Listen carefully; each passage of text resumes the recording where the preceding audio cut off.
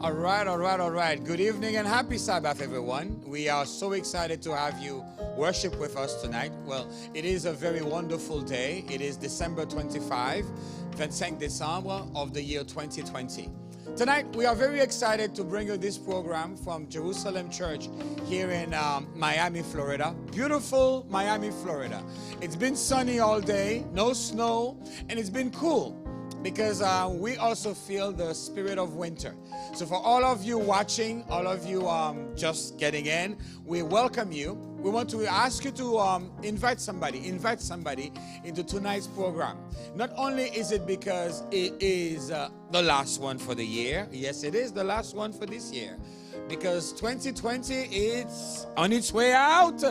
And as we are sending it off, tonight we are going to have an awesome program that we want you to be part of. So, for everybody who's tuning in, welcome Rebecca, welcome Elizabeth Gentil, my wonderful sister Betty.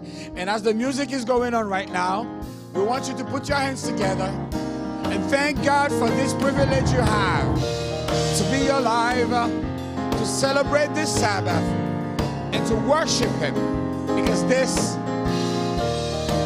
is the day of the Lord. Amen.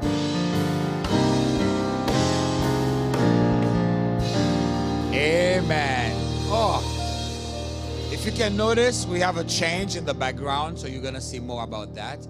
And tonight, instead of just being pastors on pastors, we have something even more, much more beautiful. It is about COVID. It is actually about the vaccine. Fall 2019, the world started to notice something happening in China. In the province of Hubei, in a city called Wuhan, there came to be a lot of people infected by a virus. This virus, nobody knew what it was, and many speculations came as to where it started. It was maybe from bats, maybe from a lab, and many theories have come up as to where the virus started. But today, 2020, December 25, 2020, we are no longer talking about where the virus came from, but how do we get rid of the virus? It's a virus that took over the world. The virus literally grabbed the world on its knees. Traveling changed. Church worship changed. In fact, today we are here. You are watching church online, not because we did not broadcast online before, but it has become more of the practice because of safety reasons. People have been getting infected. From this infection, they've been getting very sick. A lot of people have died. Worldwide, we've watched so many people die as if we are experiencing a world war. Yes, it is of great, enormous proportion, the catastrophes, the suffering, the catastrophic pain that we suffer.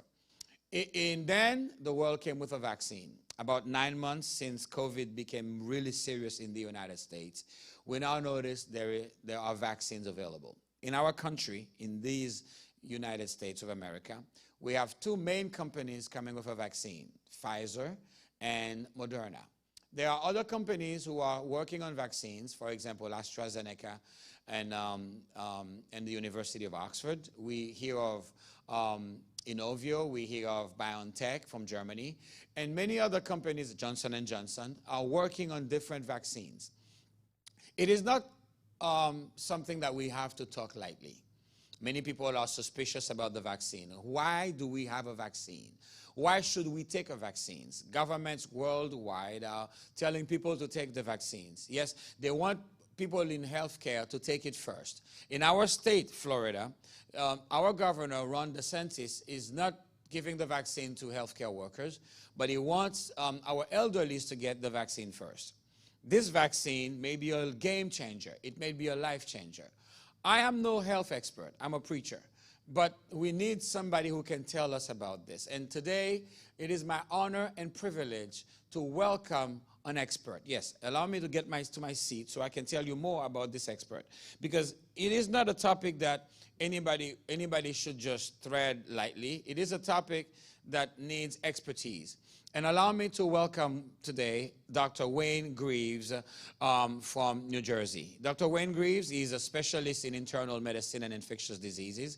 He received his medical degree from McGill University in Montreal. After training in internal medicine and clinical pharmacology at McGill, he completed a fellowship in infectious diseases at Vanderbilt University in Nashville, Tennessee. He then served as a visiting scientist at the CDC, what we call the Center for Disease Control in Atlanta, Georgia, working in the Vaccine Preventable Diseases Division and in the STD Division.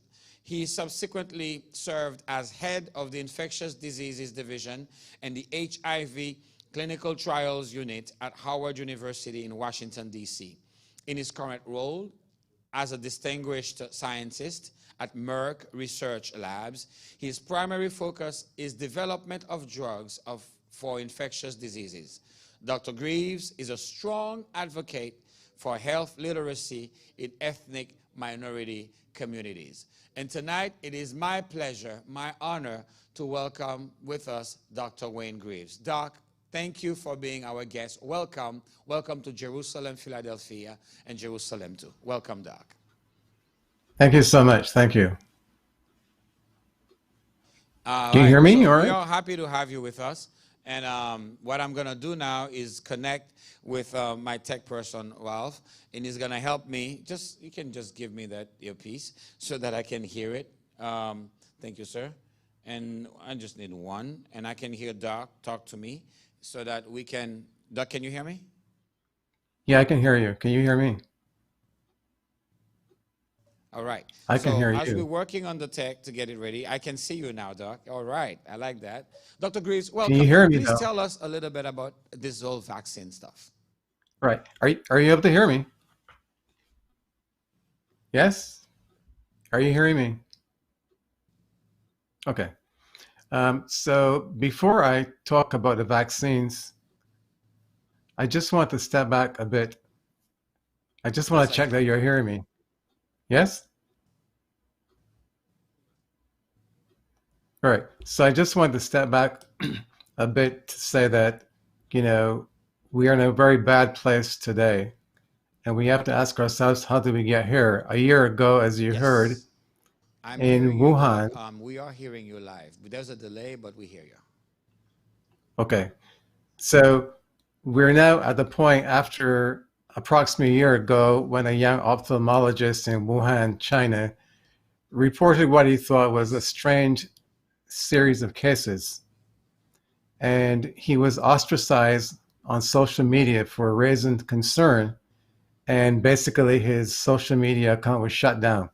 So this young ophthalmologist went on to die from COVID a few months later. And that caused all kinds of stir. And, everything was open. There was a new virus. It was killing people. It was a lot like viruses they had seen before. Now, step forward 1 year, and here we are in the United States. And, there are so many cases. There are almost 330,000 deaths, 80 million people infected. And we're seeing now a death every 33 seconds in the United States. And you have to ask yourself, well, why is this happening? And there are several reasons, I think. And a number of these have to do with the virus itself, the way it's spread. We know that asymptomatic infection accounts for 40 to 50% transmission of the virus. And there are no symptoms, so it can be spread, and it spreads very quickly. It's spread globally. And we also know that there are public health measures that have been put in place but are not generally followed by many people. There's a big controversy about wearing masks. Of course, some of this relates to the fact that the messaging wasn't clear even from the public health officials initially. They were saying, well, masks don't do very much. No, we're saying that do more. And so people are confused. They don't know what to believe. And now wearing masks has become almost a sign of a political party. But the fact is that masks are very helpful in combating this epidemic. And not all masks are the same. Those with a higher thread count and a tighter weave are better at filtering out droplets.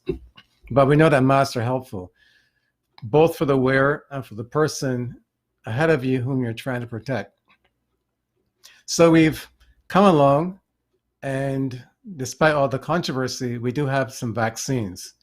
And we saw the first dose in New York being given to a Black nurse by a Black doctor. It was very impressive. But even with all of that and the fact that the vaccine is here, there are still many protests. There are many groups that are not for the vaccine, many of our own people. And there are many theories, conspiracy theories, and there's reluctance. And I'm sure we'll get into some of that later on. I just want to make the point that there are now 2 vaccines available in the United States, the Pfizer vaccine and the Moderna vaccine. Both are quite similar. They're developed using a new technology called messenger RNA. But there are other vaccines that are coming along that are different vaccines, what we call vector virus vaccines. The AstraZeneca vaccine is one such vaccine. The Johnson & Johnson vaccine, which should be available sometime next year, fairly early, is another vaccine. The interesting thing, and perhaps the nice thing about the Johnson & Johnson vaccine, in contrast to the Pfizer vaccine and the Moderna vaccine, is that the Johnson & Johnson vaccine only requires a single dose. And if the results from that vaccine, when we learn of them next year, look as good as the results from the Pfizer vaccine and the Moderna vaccine, I think people will naturally want to take a vaccine where only 1 dose is needed rather than 2 doses. But the Pfizer and Moderna vaccines have done extraordinarily well. Tremendous scientific achievement to have these vaccines available less than a year. And the technology, which we weren't sure was going to work. In fact, we were expecting to have an efficacy around 50%. And so I think most of us in the scientific world, the medical world, were truly surprised to see efficacy in excess of 90%, 94%, 95%.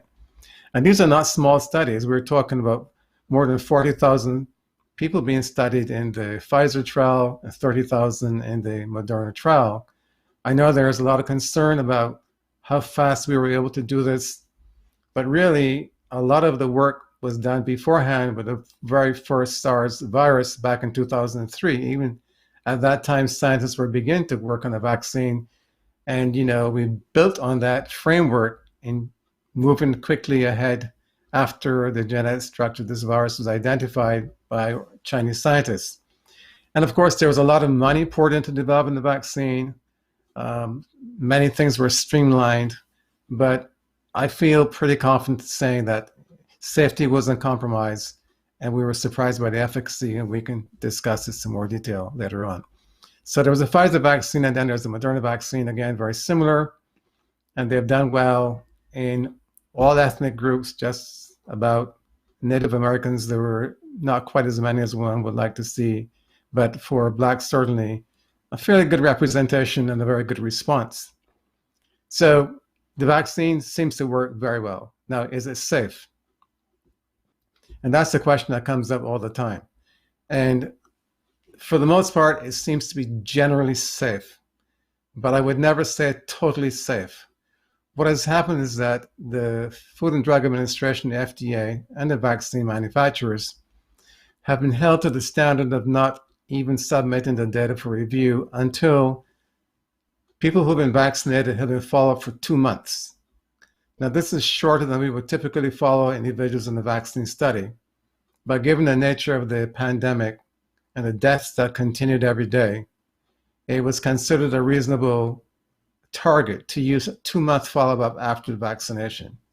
So we do have good safety data for 2 months after vaccination, and the vaccines look generally safe. Now, there have been some allergic reactions reported for the Pfizer vaccine, severe allergic reactions, the first 2 occurring in the UK among healthcare workers. And these were individuals who had had a history of severe allergies requiring the use of EpiPen injections. But there are now 6 cases that have been reported in the United States, primarily in Alaska. And in some of these cases, in fact, there was no history of prior allergy. So this is something that's being watched. We haven't seen this reported for the Moderna vaccine, but we're also watching the Moderna vaccine. You might wonder, what are some of the differences between the vaccines? And there are some differences. The Pfizer vaccine, for example, has to be stored at a very low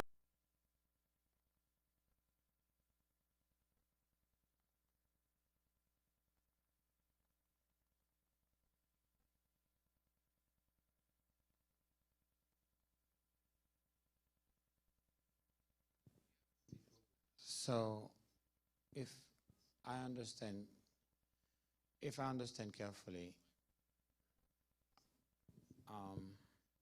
right.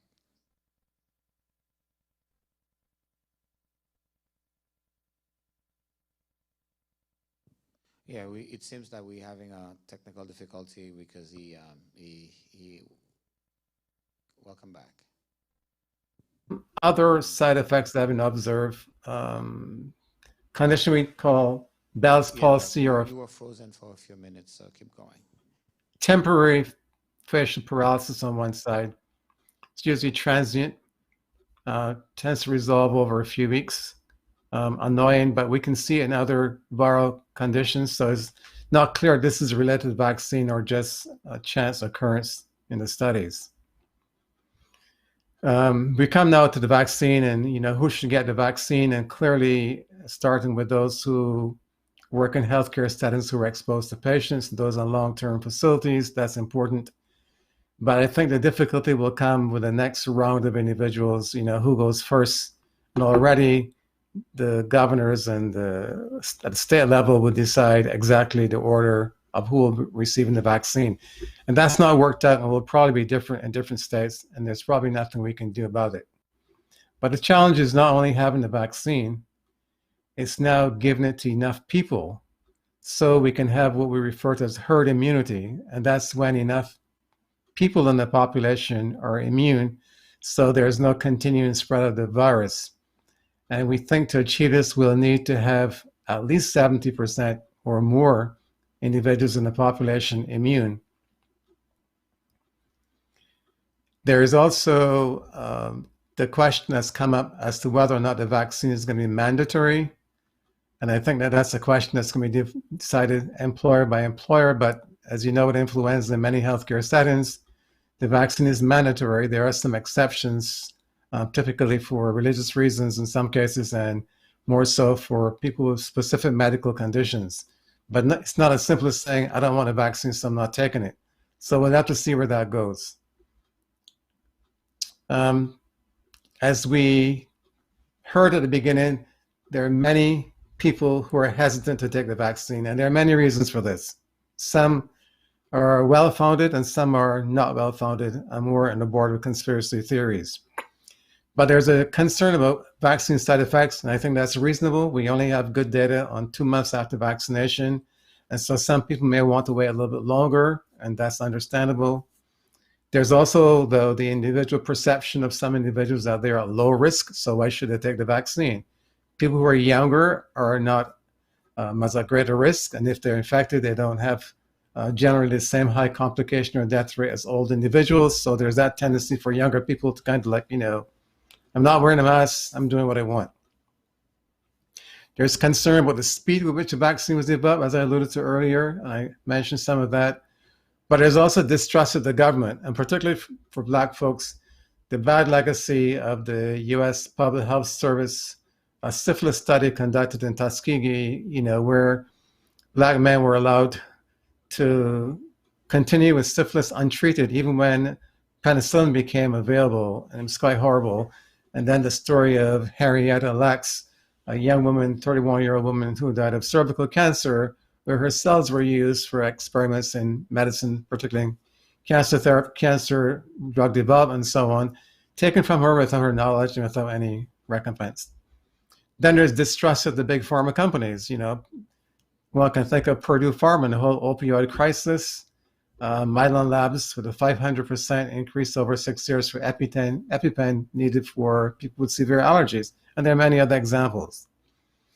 Now, there are others who are not seen because they feel comfortable pursuing natural remedies. People believe in home remedies, things like ginger, garlic, honey, and so on. And then there are others who feel absolutely, nope, faith and trust in God is enough. I don't need any of this stuff for a vaccine. And so there are all those reasons and challenges for people becoming vaccinated. And so we are at the situation now where we are, talking to individuals, listening to their concerns, trying to allay their fears, and seeing where we end up. But in the meantime, there are so many voices like the AntiVaxxers, the QAnon group, Even many hip hop artists are taking the stance of being very negative about vaccines, and that doesn't help the situation. It is particularly important to consider this because the infection rate is higher, on a relative basis for blacks who's exposed to COVID-19.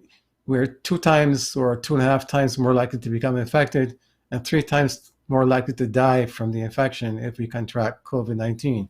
So it's not to be taken lightly. And for those who are interested in getting the vaccine, we have to wait our turn.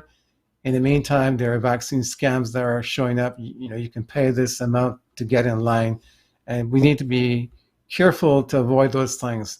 And I think we need to be responsible as well, and not just pass along information that we get from Facebook or WhatsApp. We should stop and ask, who is sending me this information? Where is it coming from? Is it valid before you pass it on?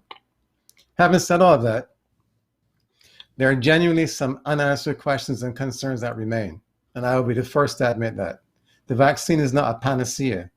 And in fact, the vaccine relies on your having a good immune system to work. It's not a vaccine that's doing the work. The vaccine is just a trigger for your body to make antibodies. And if your immune system is weak, then the vaccine is not going to be effective either. So it relies on both parts. But the unanswered questions and concerns include the fact that we don't know how long immunity will last after vaccination. Will it be 6 months? Will it be a year? Will we have to take vaccines every year like influenza? We don't know if the vaccine prevents mild infection, and if that infection is such that one can still transmit it, like an asymptomatic carrier. We don't know the long-term safety of the vaccines. As I said, we know 2 months safety, but we don't know long-term. We don't have good data in children, in pregnant women, or in immunocompromised or cancer patients. We also don't know how to deal with those who miss the second dose of the vaccine. We know for the Pfizer vaccine that after the first dose, about half of the people, 52%, seem to be protected. But we don't know for the Moderna whether or not that's true. But to get maximal protection, you need a second dose. And of course, we are grappling with the myths and misinformation and disinformation, as I mentioned earlier. I'm going to stop here and see if there are questions that I can attempt to answer. Well, thank you so much, Doc. You have been so thorough in your presentation, and for us here, it is mind-blowing what's going on. I mean, we have more questions than we would have had answers. For example, you talked about the vaccine. We only have 2 months data. So this is new. My first question would be, and I'm asking also for those who are watching to please post their questions on our chat room on the YouTube and Facebook page. The first question would be, Doc, since we are now dealing with something new, something called mRNA, can you give us the difference between the regular vaccines we've had before, for example, the polio vaccine, the smallpox vaccine, and the mRNA vaccine? Right. So the mRNA vaccines represent a new technology where we're no longer relying on a virus, a vector virus, for example, or a killed virus or a weakened virus to be the mechanism of helping to develop antibodies. What we've done now with messenger RNA is that we've looked at the spike protein of the coronavirus, SARS-CoV-2, which is the protein that the virus uses to attach to receptors on our cells to enter the body. And we've been able to follow, or how should I say, construct similar genetic sequence to that of the spike protein. And we've got the instructions in the messenger RNA.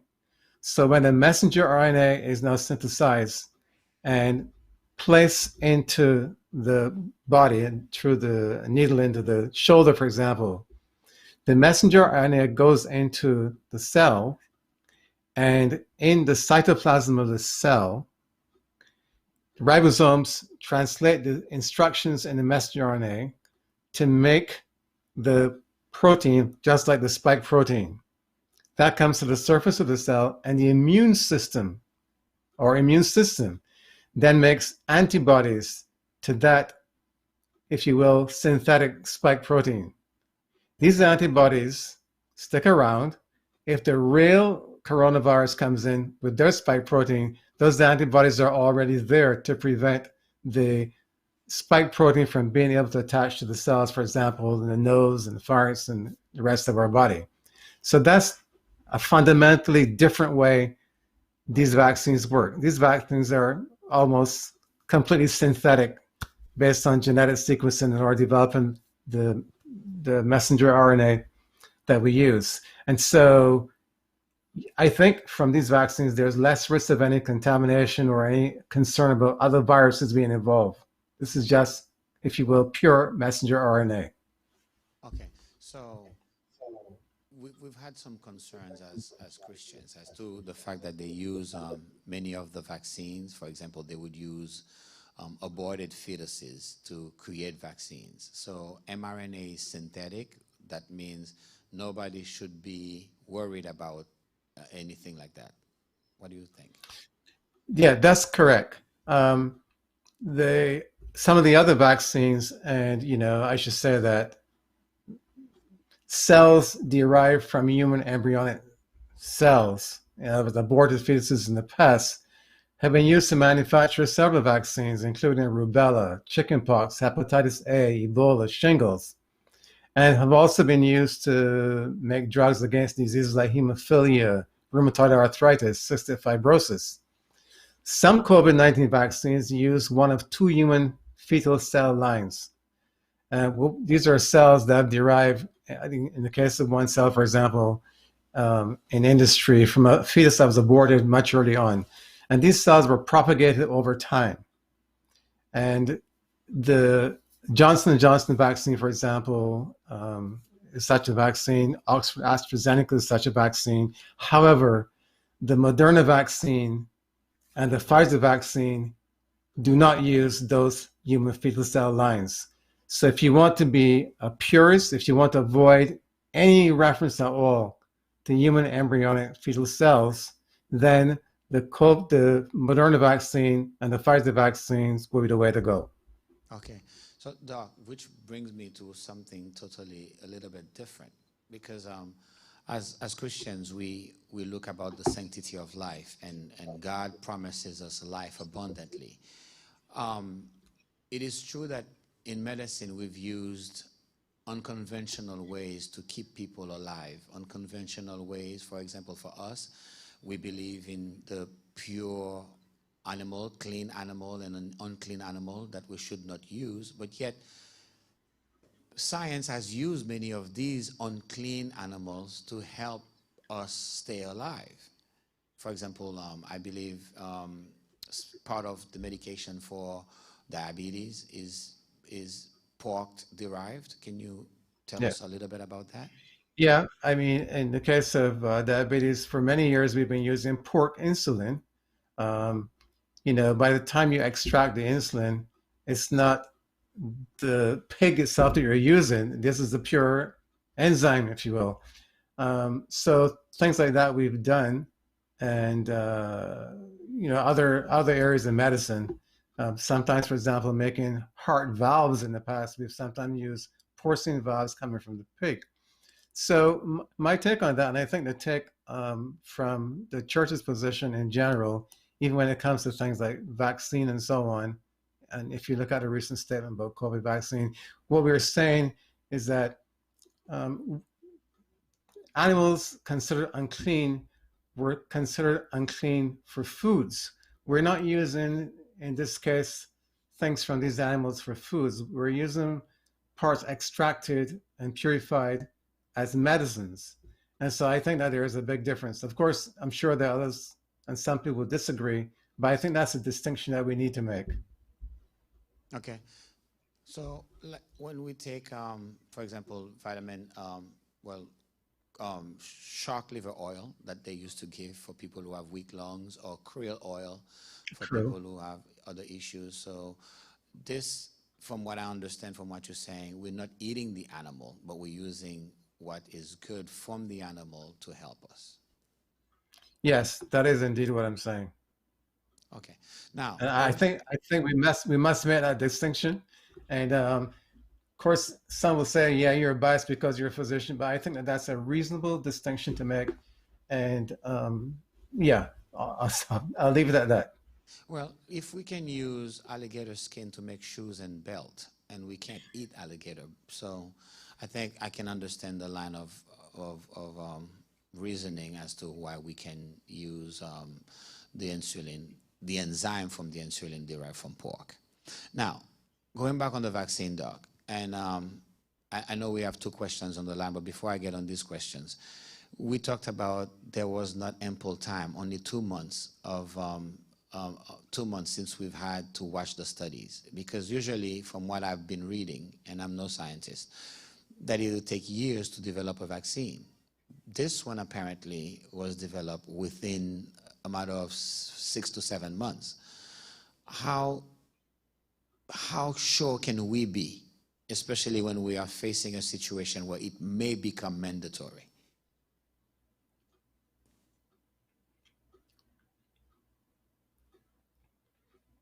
So your question is, how sure can we be that it's safe? Yes, because of the short period of Right. time Okay. in R&D. Right. So the first thing I would say is that, it really has taken 17 years. If you go back to 2003, when the first SARS-CoV virus occurred, it was in 2003. And even way back then, scientists were beginning to try to unravel the genetic sequence of the virus. And so we aren't starting from scratch. We didn't have to start from scratch when this new virus was discovered last year around this time.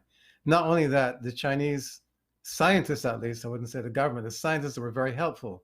They rapidly sequenced the virus and put the sequence up in the net. So all scientists were able to get it. So those who were very anxious and aggressive, knowing what we knew from the SARS 2003 epidemic, much smaller, of course, knowing the structure of this virus, it didn't take very long to figure out the exact genetic structure of the spike protein for this virus. So there was a massive head start, no question. Okay. The second thing is that the messenger RNA technology is easy to implement within the laboratory setting compared to having to find a traditional virus, a vector virus, grow it up in the laboratory and all those human embryonic cells and go culture after culture after culture. So this is a process that is much, much quicker. As I said, it's just a synthetic process. So that was a major advance as well. Starting early with a previous platform to the structure with this technology, which is faster to implement. And then, like I said, typically companies don't invest in vaccines so quickly and just go rushing to develop a vaccine because of the high risk of failure. In this case, the government bankrolled the companies to get started. So that was a big incentive to go. And because the government wanted to go fast, they gave them a lot of money. Right. And so scientists were motivated, the pharmaceutical companies were motivated, the rest of the world was motivated because people were dying like crazy, and we had a good genetic structure and system to go. So I think altogether, people see it as, real quick, but there are many things. And the final thing I would say is that typically we do studies looking at phase 1, phase 2, phase 3 before we bring them to, approval in the market. Right. In this case, this was tweaked so that some things ran almost in parallel, but the endpoints were still the same. So, and the other thing I would say is that because there was such a spread of this virus, normally we look for 20,000 patients or so for a large vaccine trial. Because there was so much COVID-19 around, we were able to get 44,000 people into the Pfizer study in short time and 30,000 in the Moderna study because of the nature of the pandemic. If this were a very slow infecting virus, there's no way this could have been done that quickly, but the disease was everywhere. Okay. Now, Doc, I have some questions and I have to get them from our viewers. One person is asking, what about people who have cancer? Should they be exempt from taking the vaccine? Or if they have heart murmur or heart issues like palpitation, can they take the vaccine? Right. So each condition you should discuss with your physician and come to a decision. Right now, what we're saying is that we don't have enough data to recommend use in immunocompromised patients, like patients with cancer. We think it works and that it's going to be safe, but the data, the safety data we have at the moment, and even the efficacy data, is not enough to say yes. But your doctor will weigh with you the pros and cons of your condition. Suppose you were to get the natural COVID-19 infection. Are you and your immune system in good enough shape right now that your doctor thinks you can survive it? And so I think your doctor and yourself as a patient will need to discuss it and make that decision. But the data are limited, and it's going to be a kind of, risk benefits discussion that needs to occur in that case. For things like murmurs, I think that those are of less severity, and I would be inclined to say that there probably is no risk, but again, I would say discuss it with your doctor. The only conditions right now where for sure we don't have enough data, as I said before, are children below 16. We don't have a lot of data. We don't have a lot of data in immunocompromised patients, like cancer patients, as I mentioned. We don't have a lot of data in pregnant women. Pregnant women, however, do very poorly with a natural COVID-19 infection. And so there is kind of overwhelming opinion, I would say, to favor giving to pregnant women, even though the data is limited. But again, it's going to be an individual decision with the doctor and the patient. Okay. They talked about the results when the Pfizer vaccine was available in England. They talked about people with significant allergies. So now, what should we look for as a bad reaction? Or would the best course of action be to wait? Because the more people are vaccinated, the more data we will have, and maybe that will create herd immunity. So it's a trade-off with the epidemic galloping along the way it's going. And so ideally, yes, if you could wait longer and you can practice, good public health measures, social distancing, hand hygiene, masks, and so on, you could conceivably wait a bit longer. But if the risk is, if you're a higher risk, if you're an older person, if you're in a nursing home, you're working in a nursing home, you're working in a hospital, I say, no, don't wait. It's time to act and protect yourself. But for those with severe allergies, we've had so many miscommunications. I hate to say it, here's another case. In the UK, their regulatory authorities have said, if you have a history of severe allergy, whether it's a food, drug, or whatever, don't take this vaccine. In the United States, initially, the CDC agreed, but now they've backtracked. And they're saying, only if you have a severe allergy to what's in the vaccine. But what's in the vaccine? It's just mRNA, salts, water, and a lipid envelope. So to me, it doesn't make a lot of sense. So if I had a severe allergy, honestly, like an anaphylactic reaction where in the past I had trouble breathing or swallowing, or my whole face turned flush red and my blood pressure dropped, there is no way I would take the vaccine. Right. But for a simple allergy, maybe I would, but no, not if you've got severe allergy. Absolutely not. Okay. As I said, there are now 6 cases in the United States that have occurred, and in one of those cases was a healthcare individual ended up in hospital. So while it's not common, it's not to be taken lightly either. We haven't seen this with the Moderna vaccine, mind you, but this is the Pfizer vaccine. Okay, thank you, Doc. Now, it really does look like vaccine will be mandated to us just like face mask, because nobody is forcing anyone to wear a face mask. Nobody is telling everybody you must wear it, but we can't go to public places without a mask. We can't purchase item at a supermarket without a mask. The businesses can refuse to give us service if we don't have a mask. Do you foresee a time, and you talked about employers not wanting employees they may want employees to be vaccinated, or schools may want their students to be vaccinated. Do we foresee a time, Doc, and this is just speculation, where we are not mandated, but forced, coerced somehow to be vaccinated? No, I don't see it in that sense. Here's how I see it. I think that just as now there are some countries you can't travel to unless you have a yellow fever vaccine, I expect that some countries and some airlines might require proof of vaccination or immunity to be able to travel. So in that sense, yes. I see in certain settings, like in healthcare settings, that a hospital may say to you, you're a nurse, you're a doctor, you need to be immune. If you haven't had the infection, you don't have any antibodies, show me that you've been vaccinated.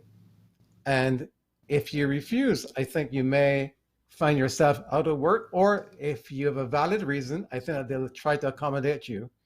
If you have, some good medical reason, the American Disabilities ADA guidelines, Right. within that framework, I think you're going to have a case. But you can't just simply say, I don't want to take the vaccine because, people say all kinds of things. I don't think employers in a setting, like a healthcare setting, will let that go by easily.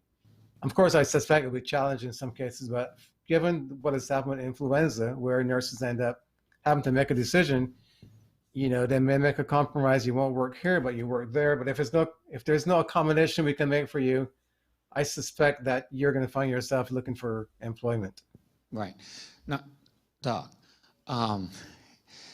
for the minority community, you talked about the Tuskegee Airmen, and not to mention personalities, but when a lot of powers that be, they wanted blacks, for example, to be vaccinated first. The skepticism was, do they want us to die first? Or do they care for us first? Or is there a reason why African Americans or people from the minority community or even Hispanics are at greater risk of COVID and should take the vaccine first?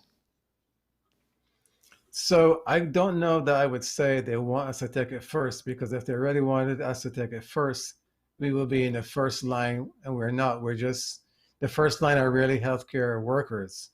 So it's not really singling out minorities. So it's not blacks only, it's Latinx, they're also highly affected by this virus.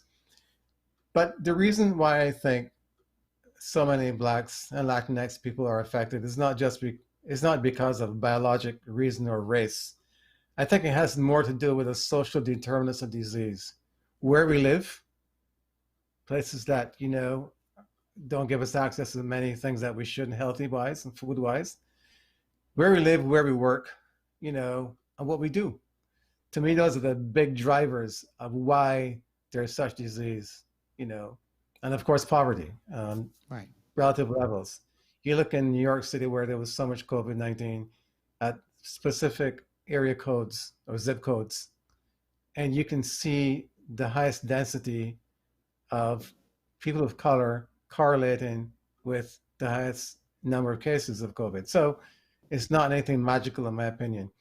So I don't think that people are actually pushing us to get vaccine. I think they would like to see us vaccinated, yes. But I also know that within our own community, and I speak now about the Black community specifically, at one point up to 54% of our people said they don't want to get the vaccine. Wow. And that's not a healthy approach either, I can understand people having some hesitation or want to wait a bit, but I'm concerned when people would, for no good reason, subscribe to conspiracy theories and just refuse to consider the vaccine, refuse to even consider it. I have a problem with that. Okay.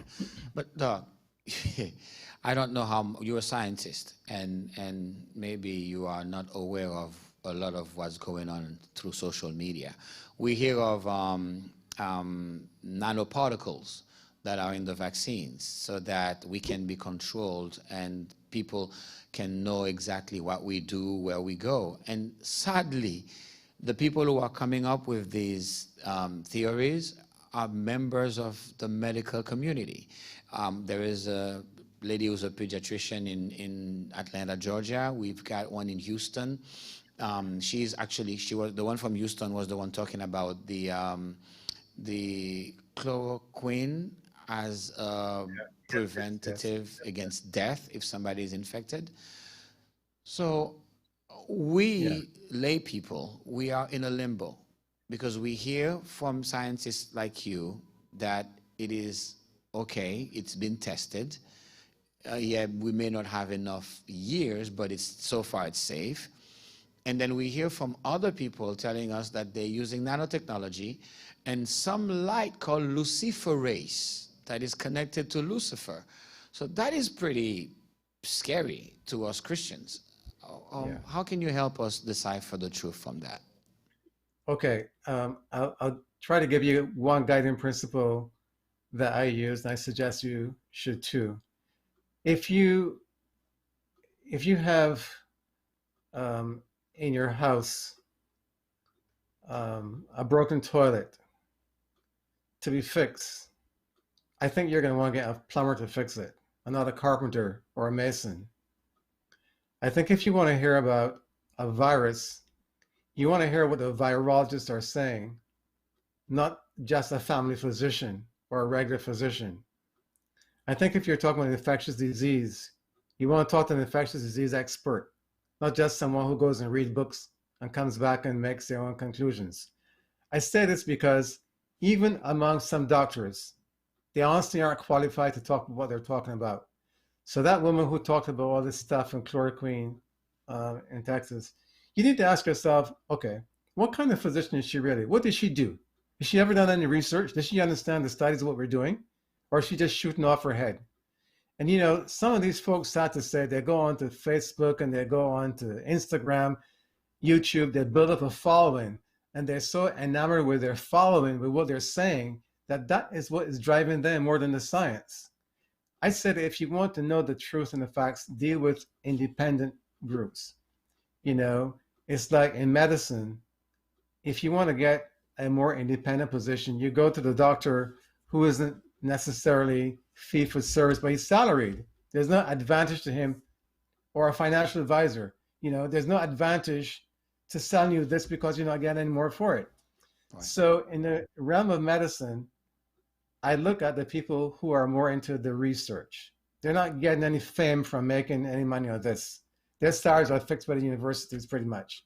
So I look at things like publications coming out of Harvard, coming out of the Mayo Clinic, coming out of WHO, coming out of NIH, coming out of CDC. And I see what those guys are saying who are on the cutting edge and see if it jives with others. And that's where I tend to base my conclusions. With regard to nanoparticles, all the term nano means is simply a unit of size, very, very small size. And I know that social media users have claimed the presence of lipid nanoparticles is a way to contain small robots or computers, all this stuff. That's false. The lipid nanoparticles in the Pfizer and Moderna vaccines are essentially delivery vehicles or wrappers that protect and transport the messenger RNA vaccine component, which is very fragile. They do not contain little computers or robots. And as I said before, the messenger RNA is simply a chemical messenger or recipe to instruct cells to make proteins that mimic the spike protein of the new coronavirus. With respect to luciferase, luciferase is a harmless enzyme that glows when it's oxidized. As a matter of fact, luciferase occurs naturally in fireflies. That's what makes them glow. All we're doing in science, and this has been used for years and years, is nothing new about COVID-19.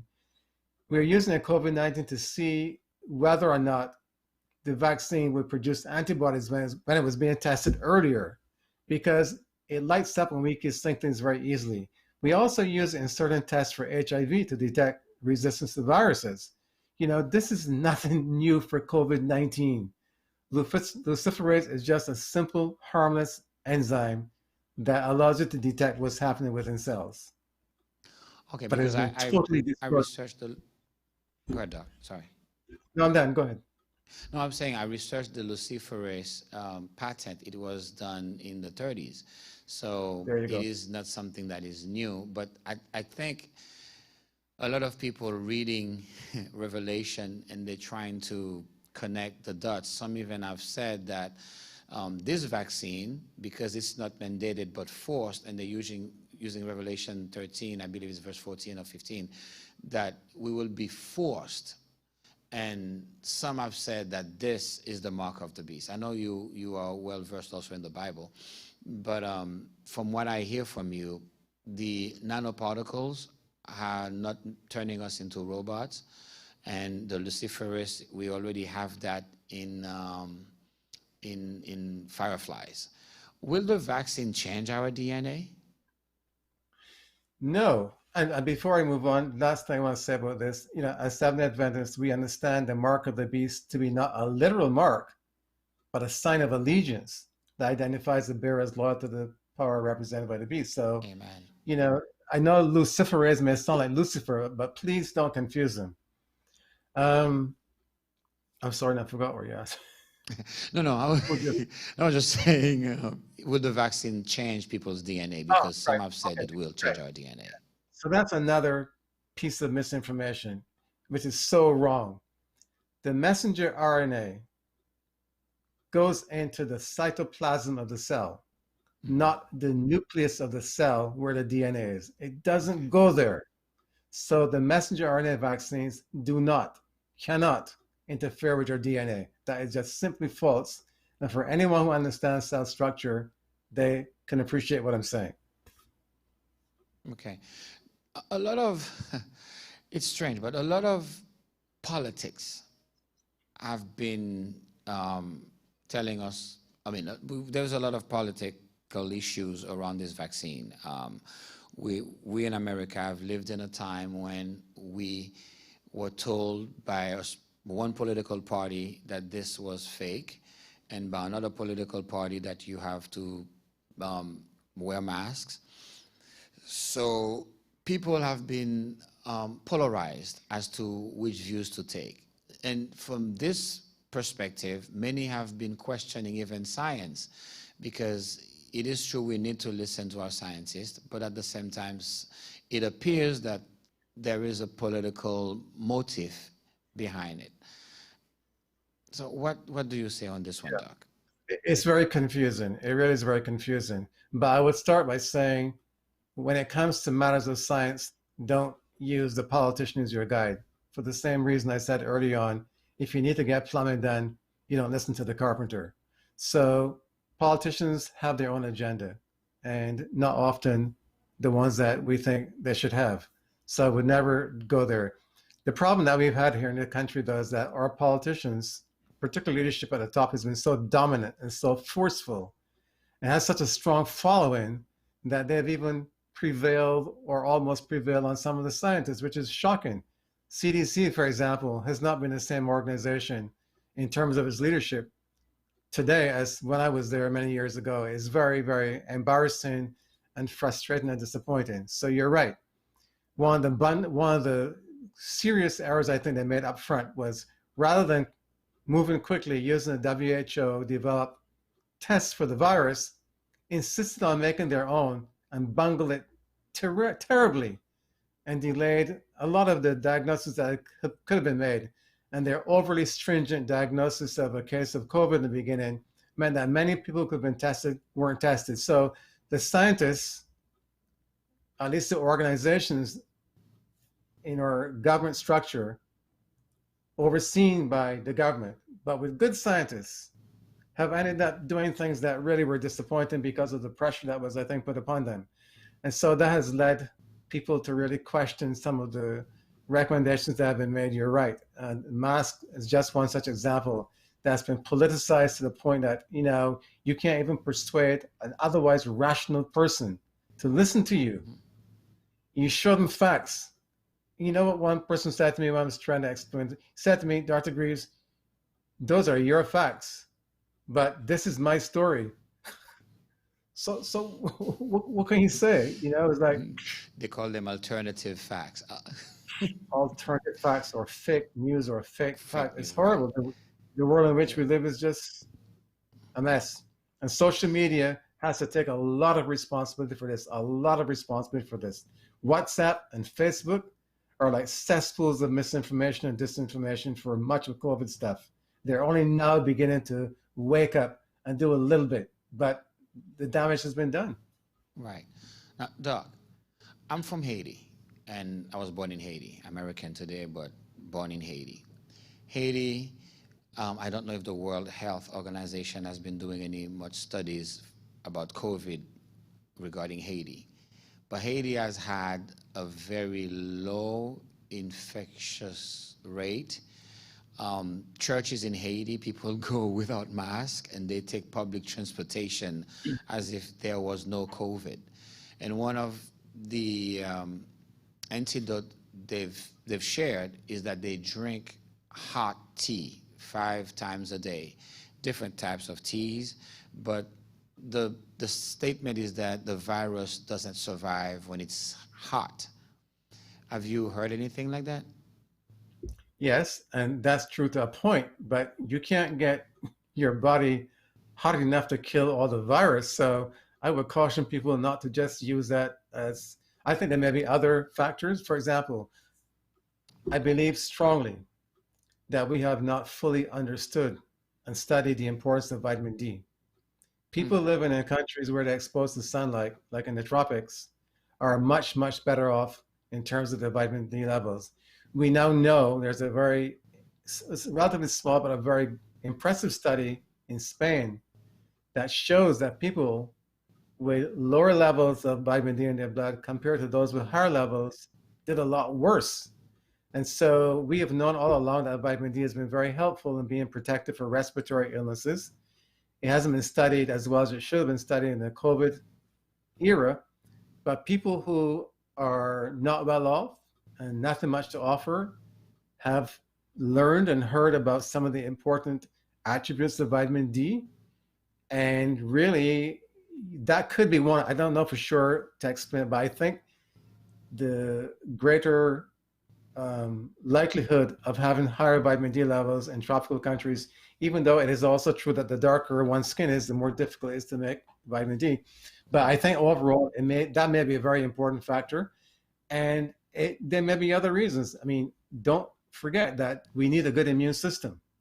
A good immune system means a good lifestyle, a healthy lifestyle, which requires things like good sleep, good rest, good food, not adulterated and overly processed, fresh air, sunlight, exercise, all those things that people here don't do to the same extent. So I think it's more likely to be a combination of factors than any one factor, but I have a lot of confidence myself in vitamin D. Okay, thank you. So, yeah, because they've talked about vitamin D, vitamin C, and zinc as good, D clearly has, to me, the strongest evidence. I don't want to say those things aren't as good, but I think people lump them together, but I'm sticking with the science, and there's more science for vitamin D in the COVID context. That is true. And I've heard Dr. Fauci mention the same thing.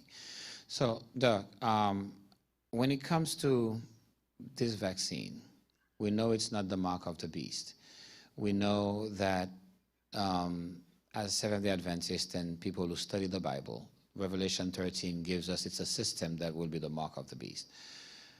Should we still worry about this vaccine? Should we rush to take it, even though we don't know? Some of us don't even know our allergies. I know a friend of mine who lost his mother because she went to the dentist and she didn't even know she was allergic to whatever they gave her to numb her mouth. So here's what I would say to the person who's who wants a vaccine but is really concerned. If you decide to take the vaccine, make sure you're going to receive the vaccine in a setting where that kind of emergency help can be provided to you. So I would not want to go to have the vaccine given to me in some clinic somewhere down the road where there's no provision to be able to give me resuscitation in case something happens. The best place would be a hospital or a clinic that's well equipped, or a doctor's office.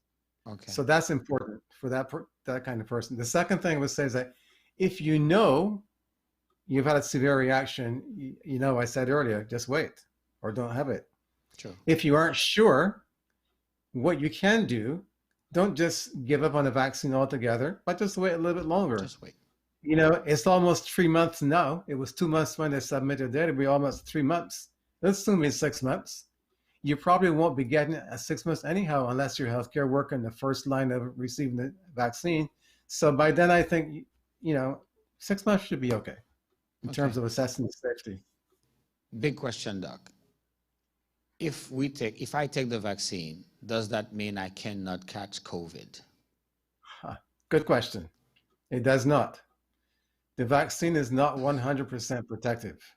And not only that, the vaccine looked at the protection against clinically detectable disease.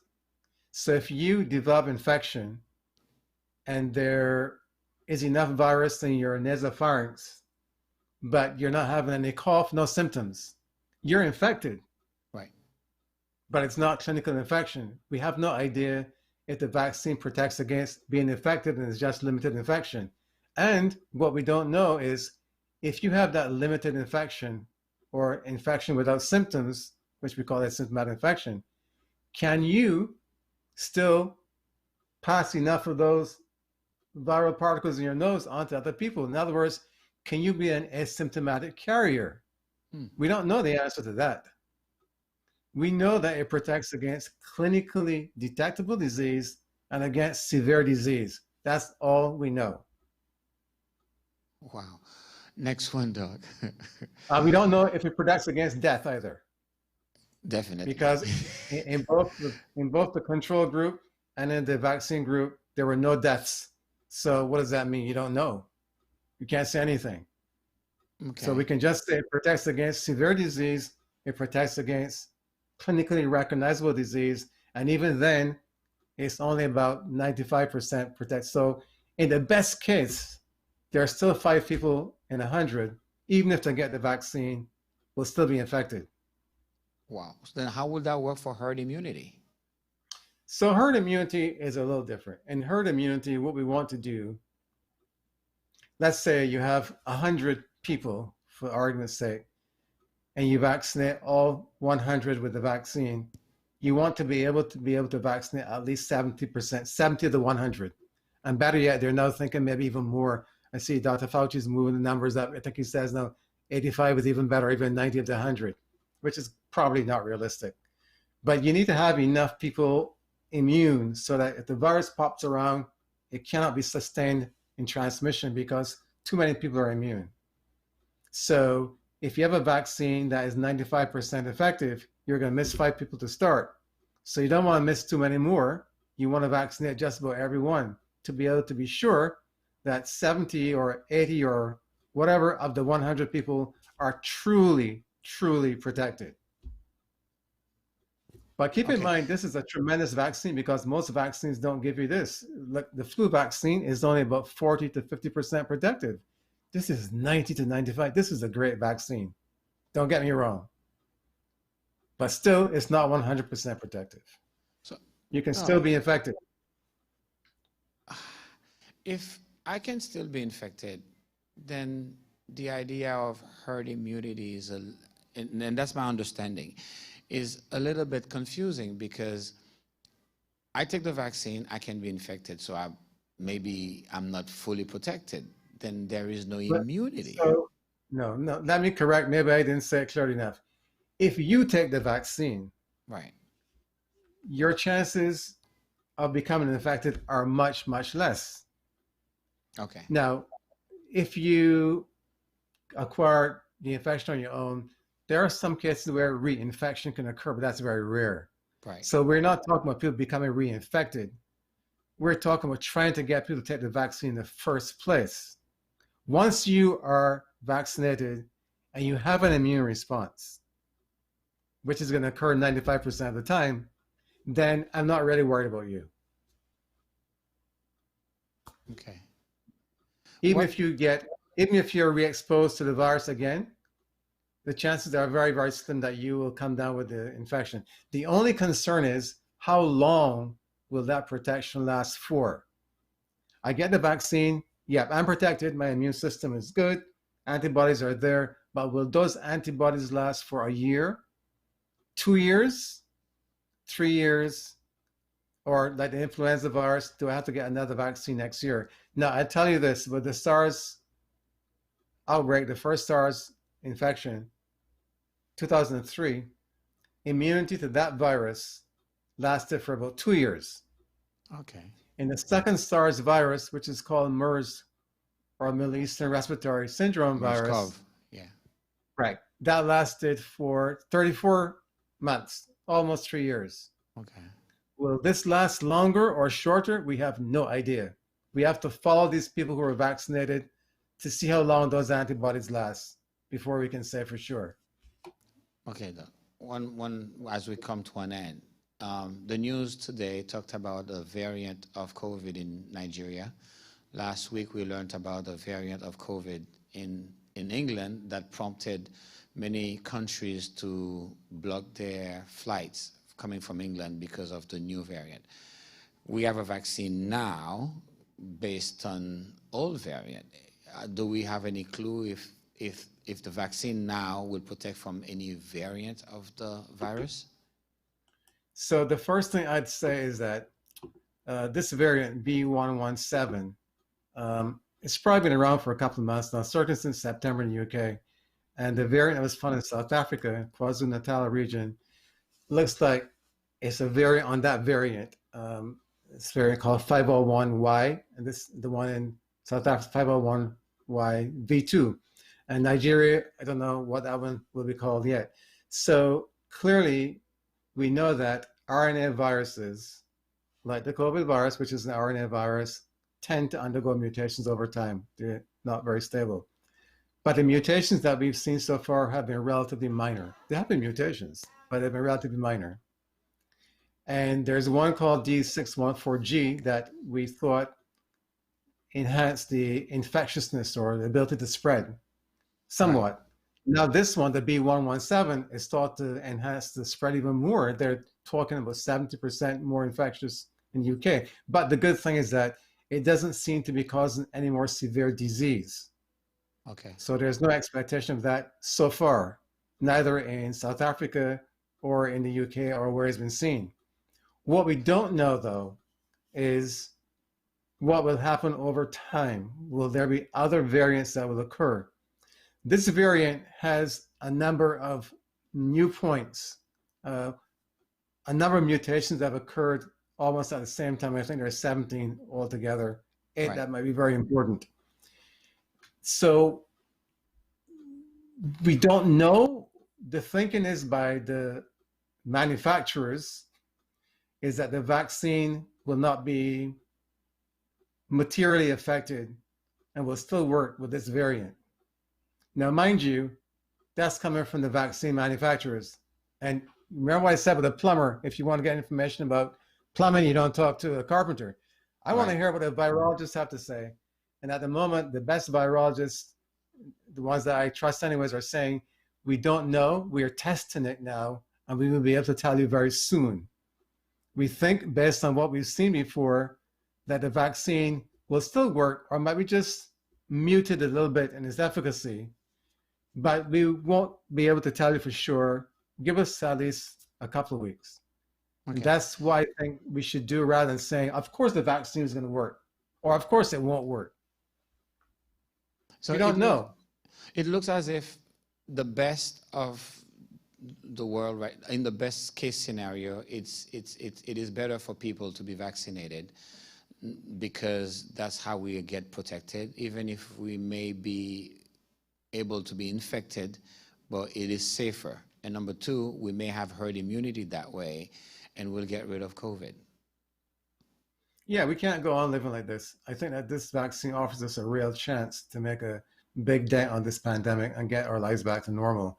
And the longer we refuse to be vaccinated, the longer it's going to take to get to herd immunity, and the longer we're going to have to stay with our masks and stay indoors. So I would really encourage folks to really think about being vaccinated. If you have questions, talk to someone you trust to help you understand, and don't just listen to everything that comes across from Facebook or WhatsApp and accept it as gospel. Doc, last question. What is your take on church opening with the virus? Because you work in immunology and virology. What is your take on that? So I'm not keen on opening the church unless you're in an area where you have good ventilation, you can practice social distancing and wear your mask. And I still wouldn't encourage singing at this point in time either if you open your church. So small numbers, you have to have very good ventilation, because I'm convinced that 6 feet is just a goal, but if this thing is airborne, it can go beyond 6 feet. So 6 feet is not magic. It's just a good number to use. And there are people who are what we call super spreaders. We don't know who they are. So that worries me. And there have been a number of outbreaks in churches. I know people keep saying, well, why are you going to open bars and not open churches? I think that's the wrong argument and the wrong question to ask. It's a completely different setting. And, honestly, we can't do everything on platforms like this or on Zoom or whatever, but we can do a lot. There's been a lot of good done even on those platforms during this time of COVID. So we shouldn't knock it. I agree that there's a place for fellowship, but if you're going to do it, it has to be very small numbers, a lot of distancing, and there's liability to all these things as well. That is true. I have a question, and I had finished, but somebody just asked this question that there are rumors everywhere that there's a special vaccine for Black people. No, that's nonsense. Utter rubbish. Don't even believe it. I don't know where that came. Please don't even spread that on your network. Thank you, sir. Well, Dr. Greaves, it's been a pleasure, and thank you so much, sir, for taking the time out to be part of this program here at Jerusalem 2 in Philadelphia, here in Miami, Florida. And I thank you for sharing your expertise with us. Do you have any last thought before we close? So I ask people to, think seriously about the consequences to themselves, their friends, their loved ones, if they should become infected with COVID. And to recognize that there's now the chance to avoid those dreaded outcomes. While nothing is perfect, the vaccine really is a ray of hope to help us not have to be so isolated. And particularly as Black folks, we know the severe consequences if we become infected. Nobody wants to end up on a respirator or mechanical ventilation where the outcome is so poor. So before you dismiss the vaccine, just keep an open mind, listen and learn, and then make your decision. Thank you so much, Doc. That's been amazing. Brothers and sisters, ladies and gentlemen, this is the end of the first part of this program. Dr. Wayne Greaves, thank you so much for your time, for your expertise, and for a well-done presentation. Thank you so much, sir. COVID is here, and we don't know how long it will last. But what we do know is that many scientists around the world are working to find an end to it. The first part we know is that we need to practice safety. Use your masks. It is very important. COVID is not written on anybody's forehead. You don't know who has it. You can't tell by just looking at a person. Some people are asymptomatic. And if they are symptomatic, they may look okay, be okay, and spread the virus. That's what the doc referred to as the super spreaders. Some people, once they get it, they get sick. So a lot of people have been very ill. Some are in ICU right now. Somebody that I know right now is in ICU. Many people have died from this virus. We can't neglect the fact that it's real. The vaccine, yes, it looks bad. There are many news about it, that it is something to brand us. Does it really have to be that sinister? Could it really be something to help us? And then again, if you're not sure, have an open mind. Alden asked me, will I take the vaccine? I have an open mind. I do have allergies, and I hear the word significant allergies. I don't know what that means, what is significant from insignificant, but I would love to watch and see how it goes. Will I discourage you from taking the vaccine? Absolutely not. Will I encourage you to take the vaccine? I will say speak to your physician, because I'm no physician. I'm just a minister. But as ministers, as people who are the light of the world, we have a mandate to educate, not to propagate theories that are not based on any facts. We have to have an open mind because, yes, somebody told me there are nanoparticles in the vaccine. I learned tonight that they do exist, but I understand tonight their function. Yes, I've learned from social media that there is something called luciferase, and that I also learned did not just happen recently. It's been there before, and it's the same technology that is used by fireflies. So let's really do have an open mind. If you have the vaccine, will you be cured? So far, no. And we have to speak the truth. Will the vaccine prevent you from not catching the disease? So far, we don't know. But as far as we know, this is better. It's better to be safe. So this is what we do. Today, we did the first part in English, and because we are a bilingual church, next weekend, we will do it in Creole, because we want everybody to know what's going on. So on behalf of Jerusalem, Jerusalem 2, and Philadelphia, I want to say thank you. Thank you for watching. Spread this with as many people as you can. And Dr. Greaves, we will continue to pray for you, sir, as you do what you do, because God is using people like you to educate us, to help us. We are happy for scientists like you who are also true believers of the gospel. And for those of you young people, you can get into science. Do not believe that there is a dichotomy between church and science. In fact, the Bible, the standard that we use, science only explains what the Bible has told us before. Don't listen to people who tell you that the Bible and science, they are completely different. They are not. When those who killed Galileo just didn't read their Bible properly. Because in the book of Isaiah, I read that God sits in the circumference of the earth. Well, a square doesn't have a circumference. You have to be round to have a circumference. And because we hear of the angels in the four corners of the earth, well, guess what? You can have corners, stay with me, if you have a circumference and then you look at it in the middle of a square. So the planet is round. Yes, it is round. And that's from the Bible. So science and the Word of God works. So I encourage you, read the Word of God. And if everything fails, believe me, prayer works. You read your Bible, you pray, you practice what the Word of God says, and God will speak to you. So thank you so much for watching this program. Before we leave, I'm going to tell you right now, let's just have a word of prayer. Our Father and our God, thank you. Thank you for never leaving us alone. Thank you for not allowing us to wallow in ignorance, but giving us light. In fact, you've called us to be the light of the world. So thank you, God. Thank you for Dr. Greaves. Thank you for all of the scientists who are working. Thank you for everybody, our nurses, our doctors, everyone who is in the front line. Thank you for them. They've been risking so much. Thank you for those who volunteered to see how this vaccine works. Because if they didn't volunteer, we would not have known. So thank you. For those who've taken the vaccine, I pray that you will bless them.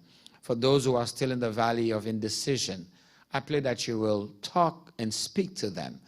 But most importantly, God, your word states, if we obey your words, you will not allow us to have the disease of the Egyptians. Father, COVID is not a disease, it's a virus. But if we follow your word and we follow what we are told, we can be safe. So have mercy on us and continue to keep an eye on us. We love and worship you.